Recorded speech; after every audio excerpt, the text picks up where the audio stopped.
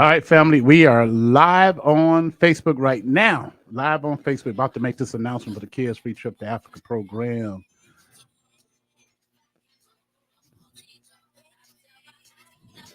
Afternoon Jams inside the drive at 5. Big Rob, what's happening, man? What's cracking? You switched up on us a little bit, man. You were kind of like, you're a little different now that Miss Bruce done got in the building. What's going on? What I get different? You just had me mopping because she was coming in here. No, you did it I on didn't your have own. time to find the red carpet you said I needed or the VIP rope. Exactly. You know, she had popped up at the door and you said, go answer the door. Miss Bruce is here. Finish mopping. Yeah, absolutely. Tracee Bruce is in the building. How you doing, Tracee? I am doing well. Happy to be here with you both. Yes, good to have you. Good to have you. How does it feel to know that you had, these kids from Muskegon Heights reading your book about Black history? Yeah, it's so funny. I was thinking about this earlier today. I wrote the book 2020 through 2022, and with the goal is that I wrote it for many reasons, but one was that I wanted to ensure that students, especially from Black communities that's considered underprivileged, had this knowledge, because I didn't want them to feel in any type of way that any of the stereotypes were true about, students from Black neighborhoods being ill prepared compared to their white and other counterparts. So the fact that this book was selected to be a part of Kids Going to a Free Trip to Africa, and my alma mater, Muskegon Heights public school system, is the first school to do this, it's just a dream come true. I could pinch myself. So excited. So this whole process, we gave out books to, how many kids were got books? 73. 73 kids. Mm-hmm. You autographed every book, right? Yes, I personalized and signed each copy and put a little note in each one, just speaking about how Black history inspires me, and I hope this book would do the same for them. That's Wow. That's off the chain right there. Absolutely. Yeah, and we want to thank United Way of the Lakeshore. We want to thank Reed Muskegon.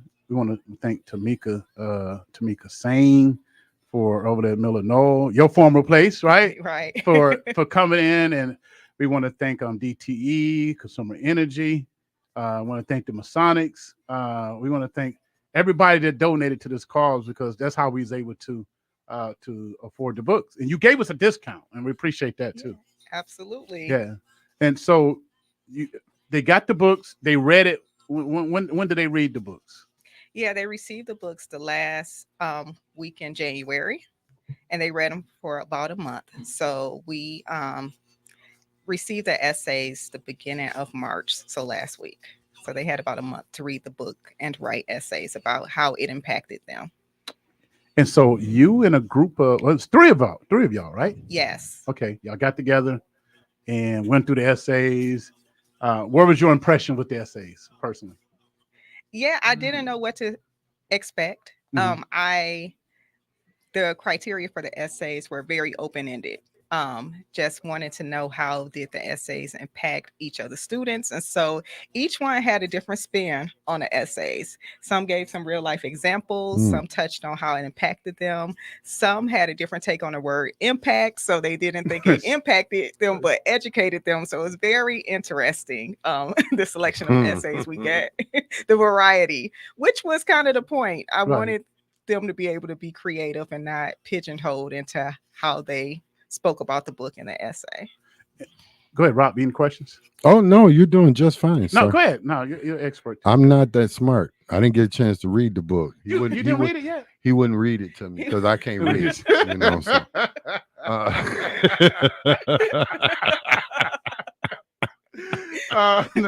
Well, maybe next time the students can read it. So maybe. You can go there and y'all read together with the students. Right? Yeah, okay. Yeah. I can barely. It's 40 lessons, and I can barely spell cat. So, dog or run. But so you got the essays, and then you and who else were the judges? Yes, it was 3 judges.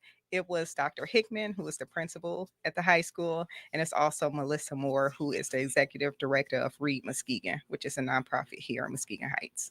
There you go. There you go. So now that brings us to the top. Who we got? Tell us who won. Who's the winner of this essay contest who are going to be going to Ghana, West Africa with us this summer? Yeah, so the radio station, along with the Free Kids Trip Initiative, was so generous in letting us select three winners. So the first three winners that we have are actually twins, which is Michaela and Mikhail White. And then the third winner is Kamaya Jackson. And then based on the deliberations of the judges, we actually was fortunate enough to be able to have a fourth winner.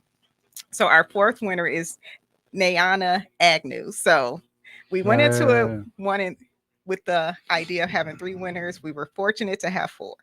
You had a chance to talk to those participants? Yes. So to our surprise, both the judges as well as the students, Dr. Hickman, who's the principal at the school, was able to pull the four students in, and we were able to have a conversation about what they thought about the book and how it impacted them. And a lot of them said that they were now having family members read the book, and some of their family members read through it with them.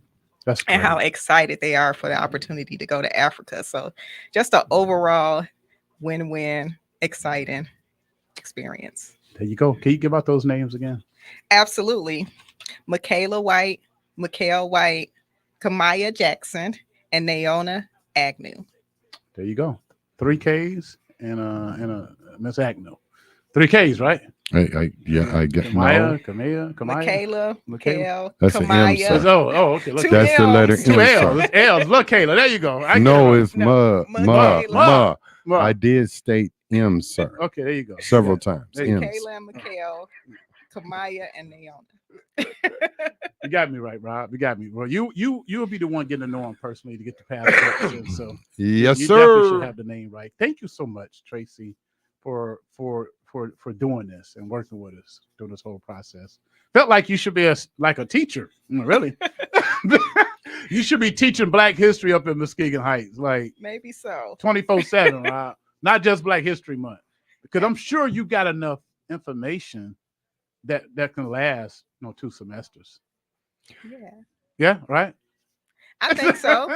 And things keep happening in real time, right? Because the theme of the book is connecting the present to the past. Right. So I try to everything that I talk about, the past law, system, procedure that happened, I connect it to the past, and we keep seeing things in real time. So there you go. So what made you want to write a Black history type of book? What made you say, you know what? Let me do something about Black folks. Yeah. So that's such a loaded question. I'll give you the short answer.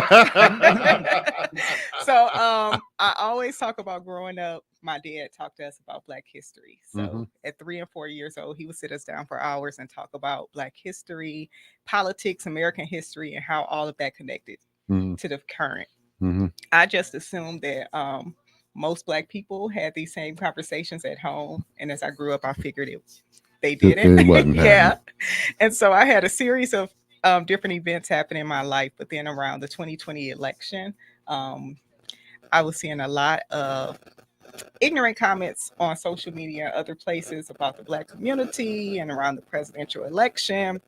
Black people were, and other groups, but in particular, Black people were bragging on not voting. So I just wanted to say, it's so much connected to Black history and voting and how we're currently living. You could see, just direct impacts. And so I wanted to write the book. Well, congratulations on doing it. From what I understand, what the few sentences Paul did tell me, it's a good book. Right. I'll give you a copy. You can read it tonight, Rob. So it's an easy read. It's an easy read. Yeah, you can do it tonight. You got anything planned?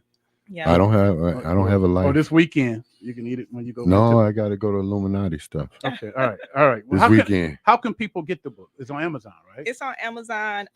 It's on my own personal website. I sign copies and send out personalized copies as well. I also have it in digital form, ebooks as well. So you could find me and get a copy of the book at www.thenb, so THEETNB.com. We need to get you on that bestseller list. What do it take to get you on the bestsellers list? 1 million copies, I think. Yeah, I think it's like 5,000 copies sold a week, A week. to get on the New York Times bestseller. So There you go. I'm No, we coming can do for it. it. Yeah, you can do that. Claim Yeah, it. I yeah. think it's doable. Yeah, Claim it. 5,000. We just 5,000 need a to, week. we just need to get you on one of the morning shows. That's all. Yes. Yep. So that's That's been my focus, better advertising, because the book has did really well through word of mouth. People like yourselves, right. a lot of family and friends have been spreading the word. So now I'm kind of focusing on trying to get it out to a larger audience. So if you're watching this online, like and share this video. Go to her page, Please. like her page, and buy a copy. And we really appreciate you. We got to go. We got to go. You got those names again? Go ahead, and say the names again for people that Yes, might tone in. congratulations to Michaela White, Mikhail White, Kamaya Jackson, and Nayana Agnew, our 4 winners for the free Kids Africa trip. There you go. Back to more music.